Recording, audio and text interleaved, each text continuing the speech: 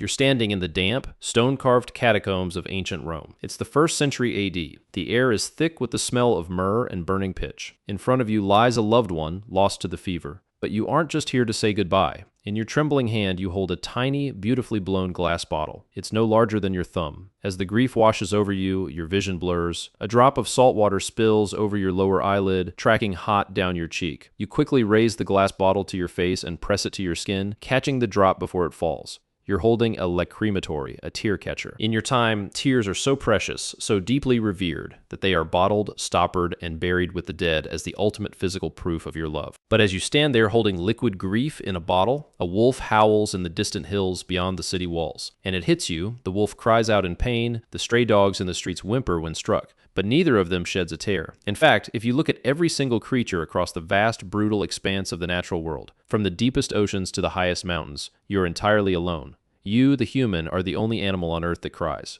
You might be thinking, wait, I've seen my dog cry. I've seen viral videos of rescued elephants with wet eyes. You aren't imagining the moisture, but you're projecting your humanity onto them. If you look closely at the eyes of a dog, a cow, or even a crocodile, you will see tears. But they are not tears of sorrow. Biologically, you and every other vertebrate share 2 types of tears. The first are basal tears. These are the constant, microscopic fluids that lubricate the cornea every time you blink. Without them, your eyes would turn to dust. The second are reflex tears. When smoke blows into your face at a campfire, or when you chop an onion, your body flushes the eye with water to expel the irritant. When a turtle drags itself onto the beach to lay eggs, the sand and wind irritate its eyes, causing them to run. When a crocodile eats its prey, the biological mechanics of its jaw literally squeeze its sinus glands, forcing liquid out of its eyes, which is exactly where you get the phrase crocodile tears. But the third type of tear, the emotional tear, the heavy blinding drops of water summoned by a broken heart, a sweeping piece of music, or an overwhelming wave of joy, that belongs exclusively to you. To understand why you have this bizarre superpower, you have to look at what you're actually putting inside that Roman glass vial. If you put a reflex tear, an onion tear, under a microscope, it looks like plain salt water. But if you take the emotional tear rolling down your cheek in the catacombs and magnify it, the chemical composition completely changes. You're crying a biological cocktail. Emotional tears are packed with a hormone called prolactin, as well as adrenocorticotropic hormone, a chemical linked to high stress. But most importantly, your tears contain leucine and enkephalin. You're literally leaking a natural painkiller. When you weep, your body is frantically trying to chemically soothe you. You're purging stress hormones out of your system through your eyeballs. It's why, after a deep, heaving sob, you often feel a hollow, exhausted sense of relief. You have just medicated yourself. But evolution is ruthless. It doesn't waste energy. Why would your body develop such a highly specific, highly visible mechanism just to calm you down?